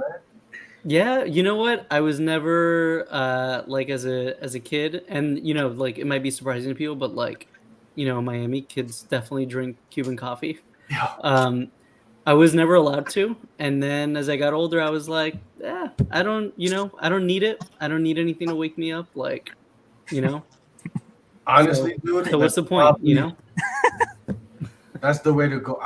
It's an addiction, dude. If I don't get my coffee in, I get like the headaches and stuff. It's actually pretty bad. Coffee, folks, as much as I love it, and a lot of folks say it's not the healthiest for you, man. The stuff it does to the body, so it's crazy. And Monica's agreeing. She's saying, I too am not a coffee person. Yeah. There you go, folks. Hey, Julio Jacoby, thank you, gentlemen, so much for coming through, man, to the Casa del Nerd. You guys know. Thanks for having us. Time, you know, you want to come through, you just want to chop it up, you know, you're more than welcome. Thank you, guys. Check out the book Tuesday, bookstores, Wednesday, comic shops. Hit up houseofnerdshow.com. There it is, baby. There it is. That's the one. Holding my visible copy. Look at that. Hey. I love it, man. And be sure to check out Carlos's dope review of Frontera at the houseofnerdshow.com. Thank you for the kind words, man. Yeah, of course. Thank you for the story. Yeah, Carlos, Oscar, any final words, thoughts for Jacoby and Julio? No, yeah, for me it's like Carlos just said, thank you for the story and thank you for continuing to represent us Latino and putting our words out there. Yeah, it's great to see your work. Gracias. I love it, man. I love it, baby. Check them out. Support these dope creators. Gentlemen, enjoy the rest of the Sunday. All right. Take care, guys. All right, cheers. Stay Bye. safe. Jacoby. All right, on the road, my man. There you have it, folks. Jacoby Salcedo, Julio Anta. Man, that was a whole lot of fun, man. Hope you guys, definitely encourage you guys, man. Check out Frontera. I had a blast, bro. I really did. You know, it's just one of those kind of heartwarming, almost bittersweet, I think, you know. Oh, yeah. Man. And would you agree, Carlos? Definitely bittersweet. Hey, Monica, it thank you was so just much. Yeah, right. It got me in the feels, dude. There was some moments that, you know, got me in the feels. But it's funny. It's something about the way that they wrote it and the art, man. It got me in the feels, but like, it was just nice. It was nice, man. Yeah, it's kind of like it gets you your hopes up that the things that they portray can change. So that's the good part. It's not like it's everything is dark, but yeah, I think it's really like, you know, like it boosts you. It gives you like hope for everyone, and yeah, it's cool. It's cool. I like the work that they create. Yeah. I know. I hope. Oh, I forgot to hit him up, man. I'm gonna have to hit him. I gotta find out what's going on with home. Other media. Yeah. I was curious about other media, so I was thinking of maybe animated show or something. Yeah. Oh, that'd be pretty sick. Shout out to the big homie Alvaro. What's going on, baby? Thank you for stopping by. The Casita the Nerd, man. Hey, did you guys I wanted to kind of chop it up. There was some big stuff for those folks still watching. Big stuff in the news this week, man. The Superman Legacy casting. Whoa, pretty cool. What do you guys thoughts on that, man? Yo, I love the cast. I mean, I thought they did a really good job with the casting for, I mean, Clark. I thought that was really spot on. Hmm? I don't know his name. I keep forgetting his name, but I've seen him in another show, and I mean, even when I saw him on TV the first time, I was like, wow, that guy looks like Superman. David, I think David is it David Cornsweet? Cornsweet? Okay, yeah, I think that's what it is. Yeah, man. I mean, he's got the look for sure of Superman. And then we had like they casted Mr. Terrific, Guy Gardner's Green Lantern, and then Oscar. You told me I didn't realize she's from Peru. Yeah, yeah, What's her name? Yeah. yeah, she's doing Hawker. So she's Isabella Merced, Peruvian American. So yeah, it was really exciting to see a Peruvian in the DCU. Yeah, yeah. So that's pretty cool, man. So I think that's probably a little out of left field. I wasn't expecting that. A hot girl casting, and then to have a Peruvian lead is pretty dope, man. Like we've gotten Sasha Calle recently. We would have had the Batgirl. What's the actress's name? Is the I canceled think, Batgirl? Folks at yeah, home, help me out. I'm thinking Leslie Grace. Leslie Grace, yes, thank Yeah, you, Oscar. And then now this Peruvian actress. So these Latina leading ladies, they're doing big things, man. Dude, and then we have Cholo Maridoña as Blue Beetle. I'm so excited for that movie. The new trailer just dropped, and it was really good too. Yeah, share your thoughts, man. Yeah, I because mean, the energy on that was just amazing. Like the movie, I was just like, all right, I'm hyped for it.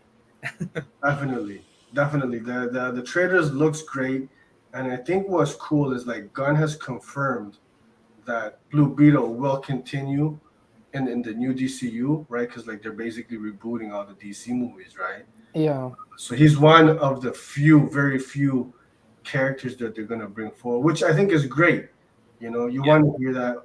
We finally got the Blue Beetle. Not only that, the Jaime Reyes Blue Beetle. hmm So like, I'm glad to see that this movie is gonna matter, right? We're gonna see this character moving forward, man. That's super dope, man. Yeah. When does that drop? I think it's August. yeah. August 18. So here in the like the I think it's like all the South American community.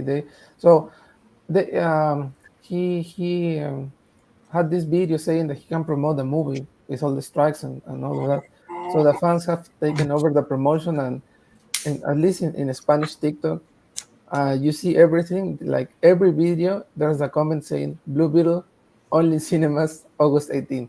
So it's impossible to forget that date, and they are putting it everywhere. So it's kind of a meme right now, but it's cool because the fans are taking the promotion, like they are doing all the marketing for the movie because the cast can't do it, which was really sad. But it's been cool to see all the community. I think all of us Latinos, like all around South America, Central America, and everywhere, we want this movie to succeed because it's our entry ticket to having more characters that look like us. Oh, definitely. I mean, also, I think statistically, I'm not sure how accurate this is anymore, but I'm pretty sure that like Latino audiences are one of the biggest movie-going audiences too. So, I mean, it's exciting that we get these superheroes now. Actually, yeah, I think I read a similar article that said we are the biggest movie going audience, right? So I mean the market is there. Hopefully, not just the Latino community, but fans of comic book movies and just fun films. Everybody shows up, man. I mean, it's pretty cool. If I'm not mistaken, this is the first lead solo film for a Latino superhero character, right? I mean, we had Namor, but it wasn't his film, right? So Yeah. right. Yeah, This I'm excited, man. It's an opening weekend watch for me and the kids and the family and all that for sure, man. For whatever reason I thought it was like the fall, but it's like August. You said. yeah. It's like 1 month away. Oh my God, yes. So definitely, and then yeah, like you're saying, it's tough now because now the actors, because they're on strike, they can't promote any of their work. So now it's up to like the community, right, to make sure we push it and everything. So it'll be interesting to see the numbers, man. I hope it does well. I hope it does. Yeah, yeah. I I think that we're in a time that you see all of these movies like they're underperforming. So Hmm. hopefully that doesn't happen. But I think that at least it's going to be a good movie. So I don't know if the numbers are going to be there. Hopefully they are, but I think it's like this movie that has a lot of heart. So I'm excited to see it. Thank you, Phil Noir. Thank you, Thank Tara. you. Always, always, thank you. always nice and a pleasure when you're in the live chats joining us, man. I miss my homies, man. I gotta bring Tara. I'm gonna hit you up as soon as I'm done. This we're gonna get you back on live, man. Hope everything is well, and everybody who's hanging out with us, man. Appreciate you guys. Yeah, you had mentioned about numbers. Any predictions? What are you thinking? Like it'll do, Blue Beetle, like opening weekend. What are you guys thinking? 1 billion. I don't know. No, I don't know. I mean, I just hope that, I mean, we turn up for the movie because, like you said, everything with the writer's strike right now, it's kind of just on us. So It's tough. It is on us, man. I have a feeling it'll probably do like Shazam-ish numbers. The first one, anyways. Like Shazam ended up doing like decent, right? The first one. Yeah. I'll probably open up to 65, 70 mil. I hope so, man. If not higher, right? But I'm guessing there'll probably be something like that. To me, Shazam, the first Shazam was one of my favorite DC movies. I have a feeling it's gonna have like a similar kind of Yeah, tone, just kind of like a feel good, just fun, you know. Yeah, nothing like too massive in scope, but just a good overall comic book movie, man. What else? What else has been in the nerd world recently? I feel like there was some other big stuff this week, man. No, I mean, I think you mentioned it earlier. The Deadpool Wolverine costumes oh, yeah. just came out.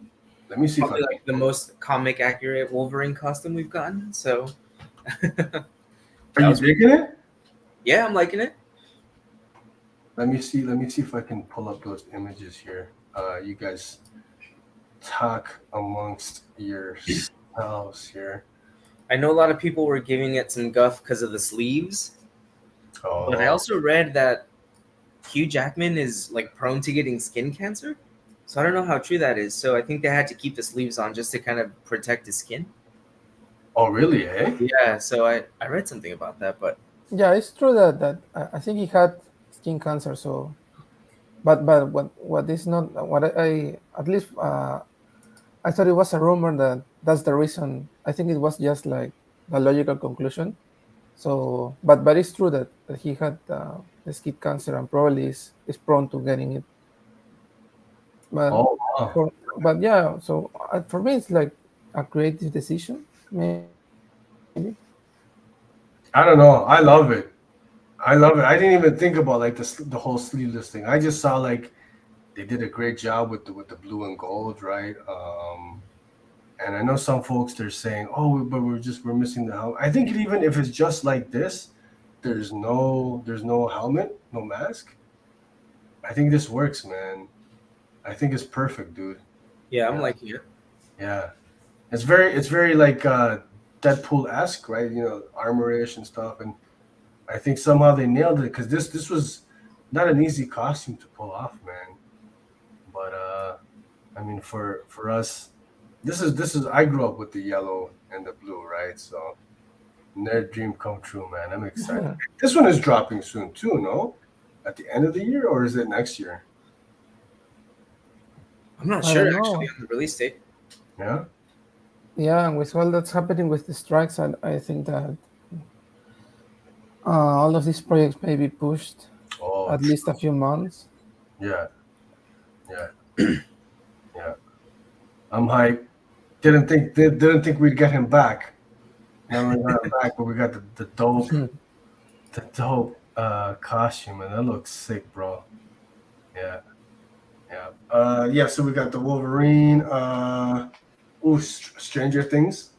Yesterday was the 7 year anniversary of the season 1 debut. You guys have a favorite season? I've been asking that on the socials.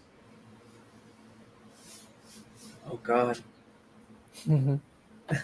I can't believe it's been 7 years already though. Four No, seasons. dude. Yeah, and Crazy. it feels like a long time. I mean, just the scale of it. The fourth season was amazing, but I think I'm partial to that second season too. Whoa, really, eh? You're the second person to tell me number 2 is their favorite. And I always find that surprising because I feel like a lot of folks, that's their least favorite season. Yeah. Controversial. Okay. Okay, that's interesting. Okay. Why did you like number 2? I don't know. I think for me, by that point, like it had just kind of settled in. I was like, okay, this is like a show I want to follow, or like this is a show I want more of. Yeah. Like the cast, I think is so good. Hmm. So, I mean, I just really enjoyed it. But yeah, I mean, the way the fourth season ended too, I can't like Yeah. just looking out and just watching like everything shattered. It was insane. I mean, it sets up the fifth perfectly. Yeah, I think 4 is just the culmination. Everything's been building, right? This Yeah, threat. yeah, it's just like the culmination. Yeah.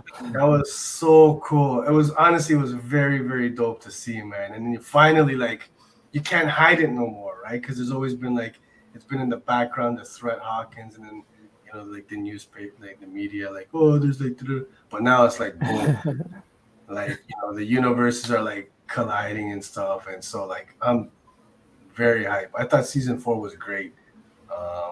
Yeah. When does number 5 start? Anybody have any clues? Let me look that up. I feel like Yes, they've been have they been kind of quiet about all that? Yeah, I feel like, I mean, they've been, they started filming, but here, let me see here. Oh, I can't find the date. Anybody know who's watching, man? When is number 5? Oh, sometime in the summer of 2025. Wow. Yeah, because they take like 2 years between seasons. I think that Oh it my feels like a God. lot of time. Sometime in 2025 is what I'm reading. I could have sworn it was next year. That's like, they're gonna be old as fuck. Yeah. College kids, man. Yeah, and it's going to happen like the start of every season. Like each time there's a new season of that show, I start thinking about what happened last season, and I don't remember anything. Yeah. And then and it's the same each time. Start of every season, I think, oh, this show existed. What happened last time? I don't remember. And then I see it and I watch everything, and I'm like so excited about it because it's so good. But it's the same every time. I'm in the same boat. It's because the gap is so large, and so what I do is before the start of every season, I rewatch the Oh previous, yeah. right, just to kind of refresh. Oh, look at Cookie saying here, it's been delayed due to the strikes. It'll be worth the wait. I think so, absolutely, man, absolutely, because the last season 3 was great. I thought that was whole fun. The one with the mall, the Galleria, and then season 4 is right there. Probably for me, anyways, better than season 3. So they've hit their stride clearly, right? They got the quality. I'm hyped, but just like 2025 somewhere, that's a full 2 years from now. Yeah. Yeah. Oh my God.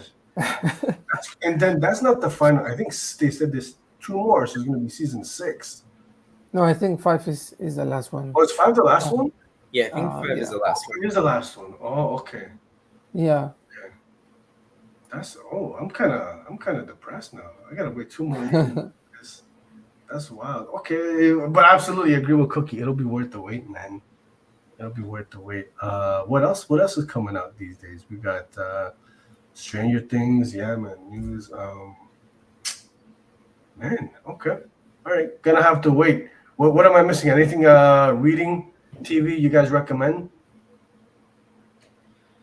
I'm I just started watching Dragon Ball for the first time, so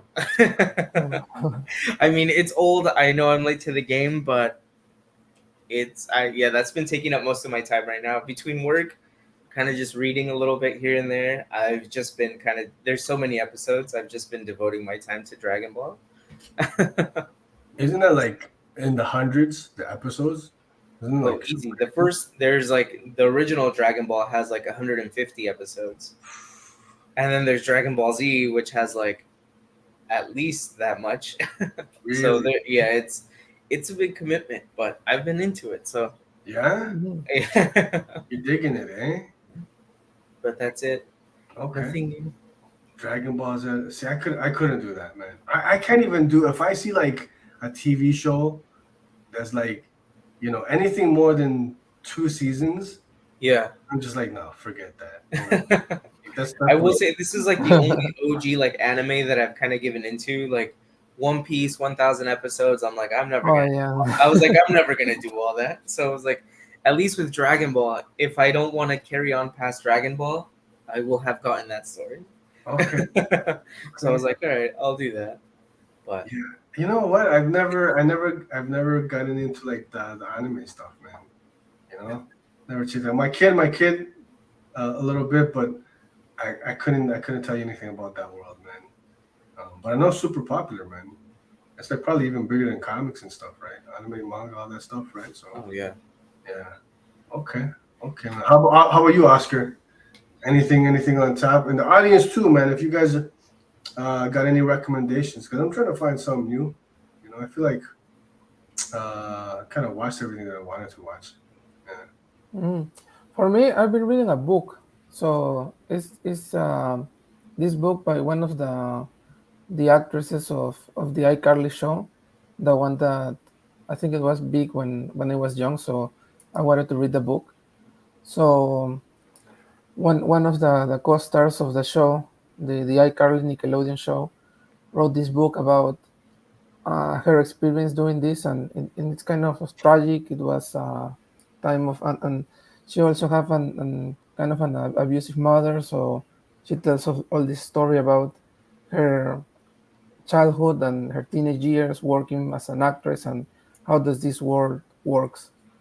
And yeah, for me it's been cool. I think that people from like me like grew up watching all these shows with kids like iCarly, Drake and Josh, uh, the Nets show, all of those shows that I love as a kid, as a teenager, as a child, and then like 10 years later, everyone is all grown up and telling these stories about how awful it was, and you see that like you see stuff in television and it's not all as good as it seems, and Hmm. the fame and everything.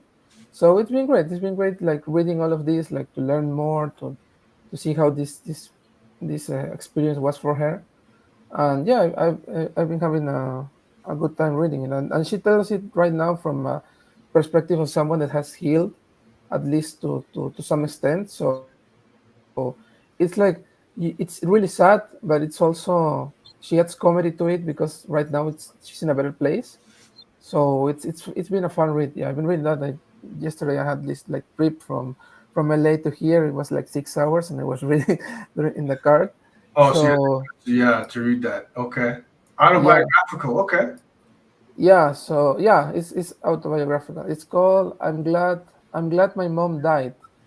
Oh my God. So you can see since the title, it's like it goes to dark places, but it's told from the perspective of someone that's better now. So she can tell all these things, and yeah, it's like telling your story, but it doesn't define you anymore. So it's been great. It's been great as a human experience, and as I said, for people that have watched all these Nickelodeon shows or maybe Disney shows, and they were like this. You grew up with them because she's 3 years older than me. So for me, like I was in a school and you read all of this and say like, oh, she was experiencing so much stuff. Like I was playing in my house of video games or doing some shit, and she was struggling with these conflicts and adult stuff, and it was really hard. But you see it and seeing all this like a different perspective, it's Oscar, just say you like reading the tea. You like doing Yeah, I mean, it's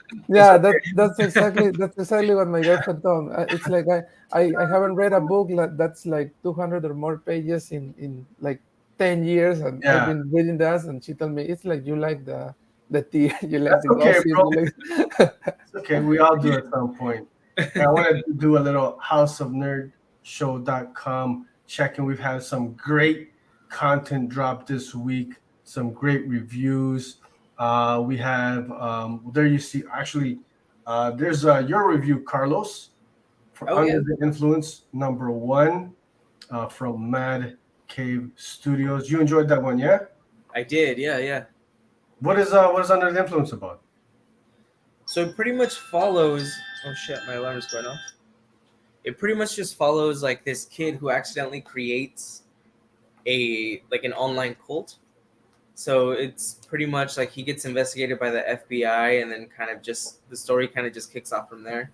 It's pretty fast paced. That first issue really grabs you. The art's really good. I think it's Stefano Simeone. Yeah, yeah. Yeah. So Okay. art's really good, and it's Elliot Rahal. So I mean, the story so far has been really good. Okay, so you recommend this one to readers? Oh, definitely. Yeah. Mad Cave. Mad Cave doing some dope stuff, man. I've been Kind of enjoying like it. a crime thriller, yeah, cult crime thriller. So Okay. a lot Set in the going on. modern cyber world, you're saying, eh? Yeah. Okay. And then folks, we also had an advanced review for Newburn #9. Much anticipated return, man. Great kind of crime procedural. Mike Jameson with a dope review of Chip Zdarsky and Jacob Phillips, man. Yeah, I read I had the chance to read #9. Really good stuff, man. Like I think they've hit their stride. Recommend checking that out. And then another Carlos review. Look at that, man. We've been Just busy in the house in there. take over the homepage, yeah. I love it, baby. We're here for it, man. This is we mentioned earlier the review for Frontera. Not spoiler, folks. Check it out, and then you can see some dope sneak peek at the interior pages, man. And then the other, I think we had what else? The Hunger and the Dusk. Did you guys read this? I'm hearing great things, but I haven't checked it out yet. I haven't checked it out yet. Okay. It's I Jubila Wilson, yeah. Yeah. Yeah, I got it. I haven't read it yet, but I heard something. I overheard something in the comic book shop that really made me think about this book. Mm-hmm. And there was these two guys talking, and one of them recommended the book, and the other one was saying like, that the thing is, I don't care about high fantasy. I Mm-hmm. don't care about any of those. I don't care about Lord of the Rings. I don't care about any of that. Yeah. And the guy recommending it, I think he was like the owner of the shop, Mm-hmm. told him like it was the perfect book if you are not into any of that, but still want to read something with fantasy. Mm-hmm. And yeah, I think that it was like kind of something that made me think like you see this book and it gives you all of these vibes that it's going to happen, but in reality it's more like a I don't want to say like a human story because I don't know if it's like I know it has like all of these different creators and stuff, but yeah, I think that it's a book for everyone, for anyone, and it doesn't get like you see all of these fantasy books that get defined by fantasy, and they are using the same tropes and everything. They are repeating stuff, but Yeah. here it seems like this book is something completely new that's not necessarily for fans of fantasy and can be read by any audience. So and yeah, I checked the review and that's why I bought the book. So I'm excited to dig into the actual book, but I'm Yeah. really excited. I've heard a lot of good stuff from this book. For sure. Honestly, dude, I'm not a fantasy guy. You know, I very rarely taken any kind of fantasy media, especially comic books. But I've been like not so Morgan, the writer of the House of Nerd Review, gave it an A+. But not only I've seen like a bunch of like super high scores for this, so I'm genuinely curious to check it out. I'll check out at least issue #1. I mean, I'm hearing lots of great stuff, man. So curious if anybody has read it. Yeah. Oscar, you play? Are you? Excuse me, Carlos. Are you a fantasy guy or? I am, yeah. It's not usually what I gravitate towards too, but I do enjoy it. I like Yeah. the tropes, everything, all that good stuff. You gonna check it out? You think? I think so, yeah. Yeah. Okay. I mean, the covers for it are amazing, and I like G. Willow Wilson, so Okay. it's kind of worth it. And then Also, my like pull list has been pretty slim lately. I've had to be a little more selective okay. because I was like, Mhm. I was in the middle of a move, but now I'm officially all settled in. So I was just kind of like, all right, it's time to start picking some stuff up again that I've been meaning to check out. So Okay. So you're gonna give your pull list a little bump then, eh? yeah, I was like, all right, moving's all fun and getting comic books is all fun and game, but then you have to move them all, and you're like, oh shit, what did I do? That's fun. That's exciting, man. I love it when you know you got a little bit more room in the budget. And you're like, okay, Yeah. I got a couple more titles, and then it's like, oh, what do I pay? What do I want, man? Right? So lots of dope stuff, including Barnstormers. So this one came out as a Comixology original like last year, and I'll be honest, I originally dismissed this title. The synopsis didn't do anything for me. Didn't catch my attention, but because I'm reviewing Zaction's review, I said let me actually read Barnstormers. Dude, this was good. Yeah, like I was super pleasantly surprised. First of all, like Tula Lepte's art is like amazing. She's awesome. And then Zach, it was just Zach does Scott does his thing, right? So yeah, definitely recommend for this one, folks. Even if it doesn't this is not really on my alley. Like it's like a period kind of piece in like the 1920s, and then like basically stunt pilots. But it was cool, man. I'm definitely gonna check out the next couple of issues, man. So encourage you guys check out houseofnerdshow.com, man, for all your reviews. We got some dope content dropping this week as well. Yeah, man. Hey, thank you guys for coming out, for hanging out, man. Oscar, before we get out of here, plug your Zoom, man, real quick. Yeah. So I'm doing this campaign on Soup for my comic books called A Never Ending Adventure, and this is a story of someone that just changed careers. It's a very personal story, so it is going to go into different themes such as mental health and these big life-changing decisions. But I'm also mixing it with action, with adventures, with epic quests. So it's going to be really fun for people to dig into, and they are going to get the emotional aspect, the human side, but they are also going to get the action and the adventure and the fun of comic books. So yeah, I encourage everyone to check it out. And as we mentioned earlier, we have different tiers, and one of those tiers includes this llama plushie. I got it with me. So it's I mean, yeah, I'm like feeling left out. I'm gonna have to go look at the website. yeah. check it out, Carlos. This is great, man. I love this little guy. Yeah. Yeah, and that's just to show that we're telling stories here. I'm a creator from Peru. We're telling stories from all over the world, and we're excited to do it. And I'm really excited to put this work out there. It has 4 artists. You can check the art, the preview pages. We're working from artists from Canada, Mary Landro, from Italy, Terry Suska, from Germany, Amalas Rosa, and from Brazil, Vinicius Carreiro.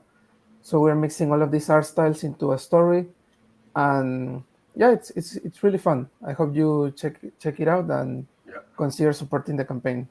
There you go, man. Oscar, you're doing big things, bro. Excited to see that get funded. How much time is left on that one? That goes until Saturday, July 29th. Okay. It's also my birthday, so hopefully it's a happy birthday. Folks, come on now. It's closing on his birthday. You gotta show some love, show some support. And we gotta congratulations. Yeah, it's big time, bro. I mean, you're doing thanks for stopping by the chats, Juana. I think first time we've seen you here, so thanks for coming through, hanging out with us, man. Yeah, man. Carlos, thank you, man, for coming through, man. Yeah, thanks for having me. been enjoying your reviews and your content. Appreciate you dropping some cool stuff for the channel. Looking forward to the next review, man.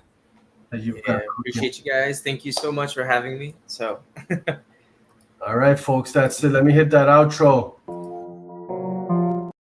That's not the one. That's not the one. Here's the outro. There we go. Let's try that again. Thanks for watching, folks. Don't forget to subscribe, like, share, comment, all that good stuff, man. We're approaching 700 subscribers. Hopefully we get there. Paul Bowler, I see you. Thank you, my man. I appreciate the support. We're back next Sunday, folks. We're out of here.